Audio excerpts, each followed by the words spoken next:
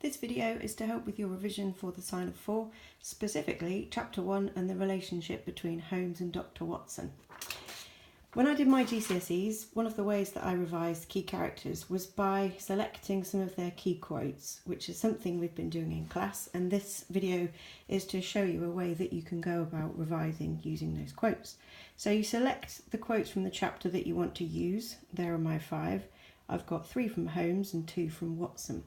Once you've selected your quotes, you then need to look more closely at the text in the chapter to identify the words that Conan Doyle uses to describe the characters when they're giving that particular quote or having that particular conversation.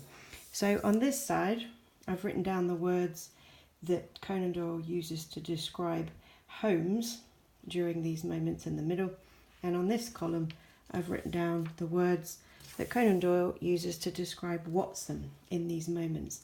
Now, by looking at these 2 words on each side that relate to the same moment in the chapter, we should be able to work out something important about the relationship between Holmes and Watson. Therefore, if you get an essay question on exactly that, on their relationship, chapter 1 would be a good place to start. So we'll go quote by quote. The first one I chose at the top is when Watson comes into the room while Holmes is injecting himself with his 7% solution, and he asks, "Which is it today, morphine or cocaine?"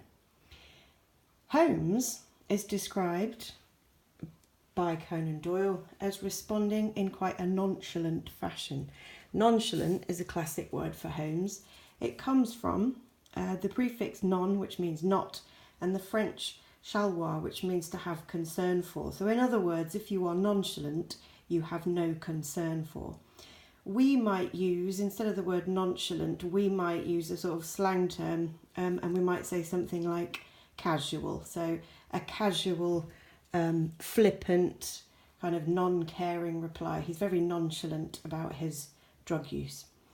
Watson, however, on the other hand, he is described as feeling quite diffident about challenging Holmes. So even though he says, "Which is it today, morphine or cocaine?"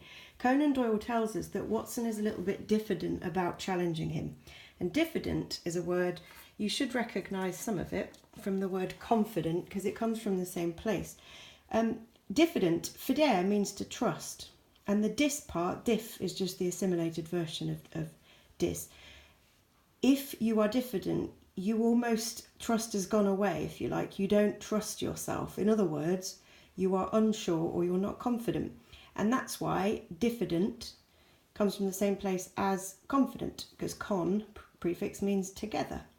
So Watson being diffident means he is unsure about whether to challenge Holmes. What does this tell us about their relationship?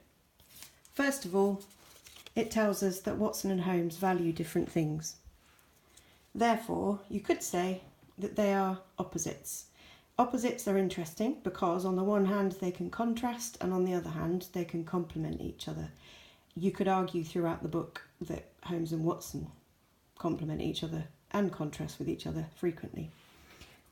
Second quote. Holmes responds after this first little moment with this classic Holmes line, "Care to try it?" He's offering Watson his drugs. And he says this languidly, which is another classic Holmes word. And languid comes from the old French langueur, which means to be weak or slack or listless. So in other words, we might say lazily, but it's with more of an attitude if you say it languidly. He's being very sarcastic here, potentially. Now, Watson shows his personality by responding brusquely. And brusquely, another French word which means lively or fierce, and brusco in Italian means sharp. So if you respond brusquely, it means you respond sharply. "Indeed, I do not want your drugs," says Watson. What does this show us about their relationship? It shows us that Holmes knows how to wind Watson up. What does that tell us, though? There is obvious familiarity. There is an ease that these characters have with each other, which can also lead to frustration at times. My third quote from Watson is, This is when he's arguing with Holmes about taking these drugs, and he says to him, why risk the loss of those great powers of yours? He's talking about his brain, Holmes's brain. And earnest, it was this, it's an old English word actually, and it was more or less the same when I think it was the Germanic tribes brought it over, but it means seriously. He's very, very serious about this. Watson does not want Holmes to risk his incredible brain powers. Holmes, however, responds to this with relish. Now, if you respond with relish, it comes from the old French relisser, which basically means a taste for. So Holmes leans forward. There's a keenness in his response when he hears Watson talking about the risk that drugs pose to his brain. What does this tell us? Well, Watson is able to inspire and entice Holmes into debate. Holmes leans forward with relish. He's ready for an argument or a debate, and Watson is serious enough about it to give Holmes a good challenge. What does this tell us? It tells us that they are respectful of each other. They're both intelligent and they're both aware of the other's failings and the other's intentions. It tells us that they are able to have a respectful debate. They don't just argue and make pointless phrases. They have a proper debate. Later on in chapter 1, Holmes tells Watson off for tinging his report of the study in Scarlet with a hint of romanticism. He said there was a tinge of romanticism in it. Holmes, at this point, shows his true character. Don't forget, he is, you might say, cold to emotion. He is rational, he is scientific, and that's why he says detection is an exact science. Now, Watson views this as egotism, which is another word for arrogance. Watson remonstrates against that. Now, remonstrates, it means to show yourself, basically. You argue back, you object. Now, demonstrate comes from the same place, to show. If you demonstrate something, you show it entirely. So in other words, you explain fully how to do something, you show every angle. If you remonstrate, you just intensively show something. So remonstrating is very strongly making your feelings clear, and they are feelings of objection. So remonstrated is another word for objected. Now, what does this show? This shows us that Holmes is very stubborn, but Watson can hold his own. Watson doesn't just back down in an argument with Holmes, and this shows that their relationship has some equality. There is a sort of balance between them, and they do have challenge, which is what all healthy friendships should have in them. Critical friendship, one might say.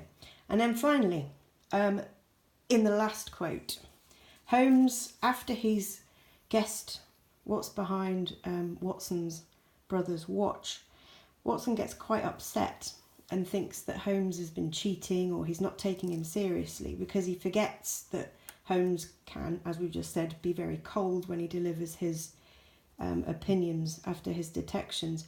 But Holmes says kindly, we don't need to explain that one, he says, "My dear doctor," to Watson, and he apologises to Watson. And then afterwards, Watson says to him, "I should have had faith in your marvellous faculty." Faculty is a French word. Well, it comes from the French faculté, which means skill. So Watson says, "I should have had faith in your skill." And what does this show us? Ultimately, they care for one another. These two men, colleagues, care for each other. They are appreciative of each other and they admire each other. And that, in a nutshell, is a very quick run through, but that's one way that you can identify what happens between two characters in a particular chapter. You can look at what each quote and the description by Conan Doyle suggests about the two characters. So in chapter 1, Holmes and Watson seem to be very opposite. However, they have a familiarity that is respectful. There is definitely a sense of equality at times, and they are clearly very caring towards one another.